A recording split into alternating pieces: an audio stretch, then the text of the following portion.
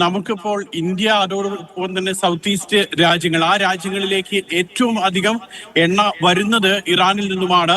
അതോടൊപ്പം തന്നെയാണ് ഇറാൻ കടലിടുക്ക് വഴിയുള്ള ആ എണ്ണയുടെ വരവ്. ഏതാണ്ട് ഓരോ ദിവസവും 2 കോടി ബാരൽ എണ്ണ വരുന്ന ഒരു സ്ഥലമാണ് ഹോർമൂസ് കടലിടുക്ക്. അത് ഒമാനും ഇറാനും ഇടയിലുള്ളതാണ്. അതുകൂടി അടച്ചു കഴിഞ്ഞാൽ പൂർണ്ണമായും ഈ ഗൾഫ് മേഖലയിൽ നിന്നും ഇന്ത്യയും പാകിസ്ഥാനും അഫ്ഗാനിസ്ഥാൻ അതോടൊപ്പം തന്നെ അങ്ങോട്ട് സൗത്ത് ഈസ്റ്റ് ഏഷ്യൻ രാജ്യങ്ങളിലേക്കുള്ള എണ്ണയുടെ വരവിനെ അത് കാര്യമായി ബാധിക്കും. അത് വലിയ തോതിലുള്ള വിലവർധനയ്ക്ക് കാരണമാകുകയും ചെയ്യും. ഒരു ദിവസം 2 കോടി ബാരൽ എണ്ണ കൊണ്ടുവരുന്ന സ്ഥലമാണ് ഈ പറയുന്ന ഹോർമൂസ് കടലിടുക്ക്. അതോടൊപ്പം തന്നെ ലോകത്തിലെ തന്നെ ഏറ്റവും വലിയ എണ്ണ ഉൽപാദന രാജ്യങ്ങളിൽ ഒന്നാണ് ഇറാൻ. ആ ഇറാന്റെ എണ്ണപ്പാടത്താണ് ഇപ്പോൾ ഇതുപോലുള്ള ആക്രമണം ഇസ്രായേലിന്റെ ഭാഗത്തു നിന്നും ഉണ്ടായിട്ടുള്ളത്. സ്വാഭാവികമായും വളരെ പെട്ടെന്ന് ബാധിക്കുന്നത് ഈ എണ്ണ മേഖലയിൽ തന്നെ ആയിരിക്കും. അതിൽ ഏറ്റവും പ്രധാനം ഇപ്പോൾ മുൻപ് ഗൾഫ് മേഖലയിൽ വലിയ പ്രതിസന്ധി ഉണ്ടായത് ഇറാഖ് ആക്രമണ സമയത്തായിരുന്നു. അതിന് സമാനമായ ഒരു സാഹചര്യമായിട്ടാണ് ഇപ്പോൾ പൊതുവെ ഇസ്രായേൽ ഇറാൻ ആക്രമണത്തെയും ആ ഒരു സാഹചര്യത്തെ വിലയിരുത്തുന്നത്.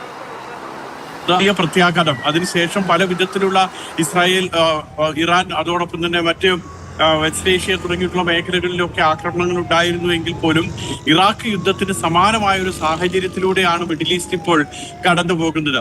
അത് ഇന്ധനവിലയുടെ കാര്യത്തിലാണെങ്കിലും വ്യോമയാന രംഗത്താണെങ്കിലും പല രാജ്യങ്ങളും ഇപ്പോൾ ജോർദാൻ, സിറിയ തുടങ്ങിയിട്ടുള്ള രാജ്യങ്ങൾ ഇന്നലെ പകൽ വ്യോമപാത തുറന്നുവെങ്കിലും ഇന്നലെ രാത്രി വീണ്ടും വ്യോമപാത അടച്ചു. ഇന്ന് രാവിലെ വരെ അടയ്ക്കുന്നു എന്നുള്ളതാണ് ഈ പല രാജ്യങ്ങളും അറിയിച്ചിട്ടുള്ളത്. അപ്പോൾ വ്യോമ ഗതാഗത രംഗത്തും അതോടൊപ്പം തന്നെ ത്തിന്റെ കാര്യത്തിലൊക്കെയാണ് ഏറ്റവും വലിയ പ്രതിസന്ധി ഉണ്ടാകുക.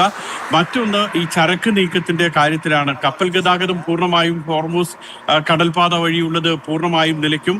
അതോടൊപ്പം തന്നെ വ്യോമ ഗതാഗതം ഇത്തരത്തിൽ തകരാറിലാകുന്നതോടുകൂടി നിരവധി രാജ്യങ്ങളിൽ നിന്നും ഉൽപ്പന്നങ്ങൾ കൊണ്ടുവരികയും അതോടൊപ്പം തന്നെ ഇന്ത്യ അടക്കമുള്ള രാജ്യങ്ങളിൽ നിന്നും കാർഷികോൽപ്പന്നങ്ങൾ യൂറോപ്പിലേക്കും അതോടൊപ്പം ഈ മിഡിൽ ഈസ്റ്റിലേക്കും വരുന്നത് നിലയ്ക്കുകയും ചെയ്യും. ഇത് രണ്ടും ഈ ഒരു സംഘർഷം അത് വലിയ രീതിയിൽ പൊതുവിപണി അടക്കം ബാധിക്കുമെന്നുള്ള കാര്യമാണ് സുരേഷ് നമുക്ക് പറഞ്ഞു തന്നത്. അതായത് ഇന്ധനവില കൂടുന്നു, വ്യോമയാന രംഗത്തെ ഒക്കെ അത് സാരമായി തന്നെ ബാധിക്കുമെന്നുള്ളതാണ് ലഭ്യമാകുന്ന വിവരം.